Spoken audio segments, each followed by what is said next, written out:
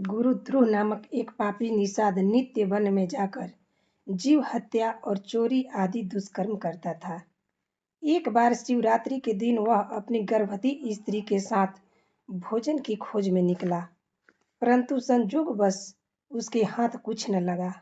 निराश होकर वह एक सरोवर के पास एक बेल वृक्ष की आड़ में छुपकर इस आशा से बैठ गया कि जल पीने आए पशु को मारकर अपनी क्षुधा तृप्ति करेगा। संजोगवश रात्रि के प्रथम पहर में एक मृगी जल पीने आई तो भील ने अपने धनुष पर बाण चढ़ाया। उसके ऐसा करते ही उस बेल के वृक्ष से जो जल और बेलपत्र वहां वृक्ष के नीचे स्थित शिव जी की ज्योतिर्लिंग पर गिरे तो उससे शिव जी का पूजन हो गया। मृगी ने आर्तवाणी में निषाद से कहा कि तुम मुझे थोड़ी देर के लिए जाने दो, मैं अपने बच्चों की व्यवस्था करके लौट आऊंगी। मृगी के शपथ पूर्वक विश्वास दिलाने पर निषाद ने उसे जाने दिया और उसकी प्रतीक्षा में एक पहर का जागरण हो गया।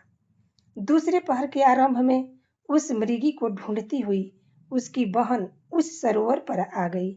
निषाद ने मृगी पर सरसंधान करने की ठानी तो बाण वृक्ष के टकराते ही जल और बेलपत्र वृक्ष के अतः स्थित ज्योतिर्लिंग पर गिरे और इससे उसकी पूजा हो गई।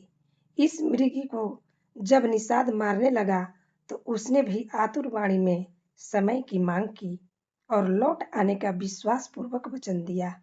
निषाद ने उसे भी अनुमति दे दी और उसकी प्रतीक्षा में उसके द्वितीय पहर का जागरण हो गया। तीसरे पहर मृगी को ढूंढता हुआ हृष्टपुष्ट मृग वहां आ पहुंचा। निषाद की उस बाण छोड़ने की चेष्टा में पुनः वृक्ष हिलने से ज्योतिर्लिंग पर जल और बेलपत्र गिर पड़े और इस प्रकार के तीसरे पहर का पूजन हो गया। मृग ने भी कातर वाणी में निषाद से अपने बच्चों की व्यवस्था के लिए समय देने की मांग की और अपने लौट आने की सौगंध खाकर विश्वास दिलाया। उसकी प्रतीक्षा में निषाद का तृतीय पहर का जागरण हो गया। घर पहुंचने पर तीनों ने एक दूसरे को अपनी एक जैसी कहानी सुनाई तो मृग ने मृगियों को बच्चों के लालन पालन का दायित्व सौंप स्वयं निषाद के पास जाने की सोची। मृगियों ने वैधव्य को असहृदय दुख बताते हुए स्वयं भी साथ चलने का आग्रह किया। इधर बच्चे भी माता पिता के पीछे चलते हुए पहुंच गए। चतुर्थ पहर में ज्योति निषाद ने धनुष पर बाण चढ़ाया।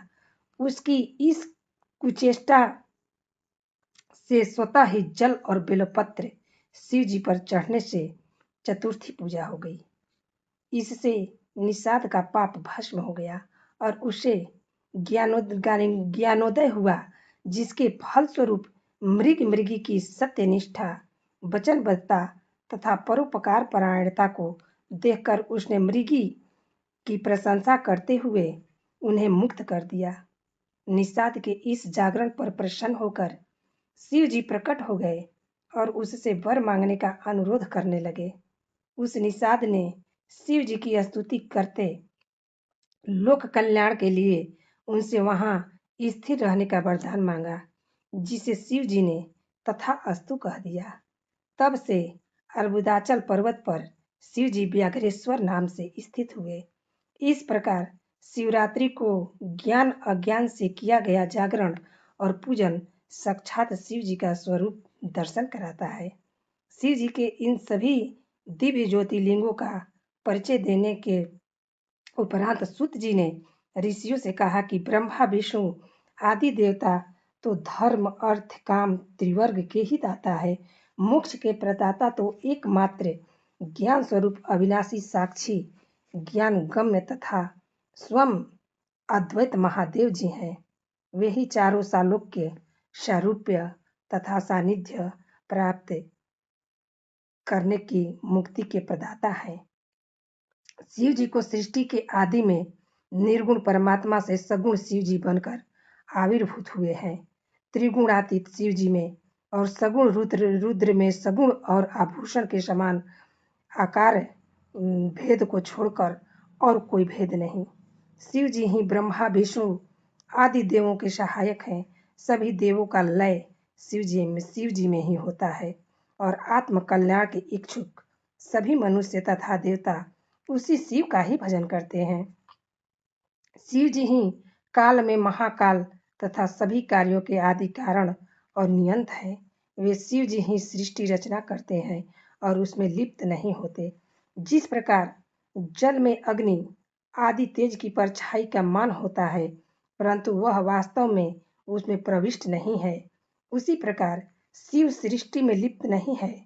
जैसे अग्नि प्रत्येक काष्ठ देख सकता है, वैसे ही सृष्टि के अणु प्रत्याणु में व्याप्त शिव जी को साधक ही देख पाता है। वैसे समुद्र, मृतिका और स्वर्ण उपाभिभेद से अनेक है। जिस प्रकार एक ही सूर्य जल में अनेक दिखाई देता है, उसी प्रकार एक ही शिव भ्रांति से अनेक भासते हैं। भ्रांति नाश होते ही अभय बुद्धि हो जाती है। अहंकार से मुक्त निर्मल और बुद्धिमान जीव शिव के प्रसाद से शिवत्व को प्राप्त होता है। यह सारा विवरण प्रस्तुत करने के उपरांत सूत जी बोले कि पुण्यात्मा ऋषियों, यह परम पवित्र दिव्य एवं गुप्त ज्ञान साक्षात शिव जी ने विष्णु को, विष्णु जी ने ब्रह्मा को, ब्रह्मा ने सनकादिकों को, मनकादिकों ने नारद को, नारद ने व्यास जी को और व्यास जी ने सूत जी को और मैंने आपको सुनाया है।